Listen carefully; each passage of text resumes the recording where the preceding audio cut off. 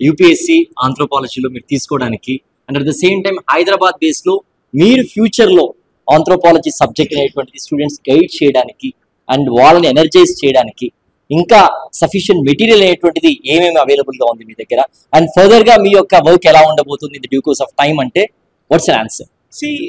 ఏంటంటే actually anthropology subject తోటి నేను ప్యాషనేట్ ఉన్నాను. So not just for UPSC, anthropology subject అంటే నాకు చాలా ఇష్టం ఫస్ట్ ఆఫ్ ఆల్.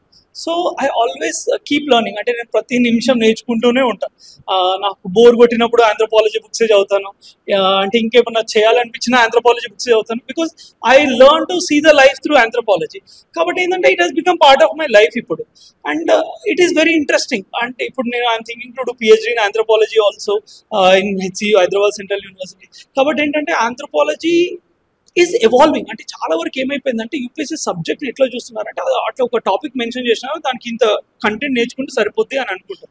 అట్లా కాదు, సబ్జెక్ట్ అనేది చాలా ఎవాల్వ్ అవుతుంది. ఇప్పుడు ఈరోజు మనం రిలీజియన్ అనే మాట మాట్లాడుకుంటున్నాం, ఓకే, మతం, కులం, మతం అనే మాట మాట్లాడుతున్నాం. ఇవనేవి అట్లా స్టాటిక్గా లేవు. ఒకప్పుడు ఒకలాగుండే, ఇప్పుడు ఇంకోలాగుంది. సో మన ఆంథ్రోపాలజిస్ట్ అనే వాళ్ళు సమాజాన్ని అర్థం చేసుకుంటారు. సో వాళ్ళు అర్థం చేసుకునే క్రమంలో కొత్త కొత్తవి తెలియపరుస్తున్నారు. సో మనము ఈ రోజుల్లో మనం దాని గురించి ఎందుకు చదువుతున్నామని మనకు ఐడియా లేకుండా అదే పాత విషయాలు రాస్తే మనకు మార్కులు రావు. ఎందుకంటే వాళ్ళు ఏం ఎక్స్పెక్ట్ చేస్తున్నారంటే ఈ రోజుల్లో మీరు ఆ సబ్జెక్ట్ని ఎట్లా యూటిలైజ్ చేసుకొని మీరు అప్లై చేయబోతున్నారు మీ అడ్మినిస్ట్రేటివ్ సర్వీస్లో, ఎట్లా హెల్ప్ చేయబోతున్నారు, ఎదురవుతున్న ప్రాబ్లమ్స్ ని మీరు ఈ నాలెడ్జ్ ని ఎట్లా అప్లై చేసి ఆ ప్రాబ్లమ్స్ ని సాల్వ్ చేయబోతున్నారు వాళ్ళు గమనించబోతున్నారు. సో అందుకే మార్కులు పాత విధంలో రాస్తే ఈరోజు రావట్లేదు. You need the dynamic approach for it.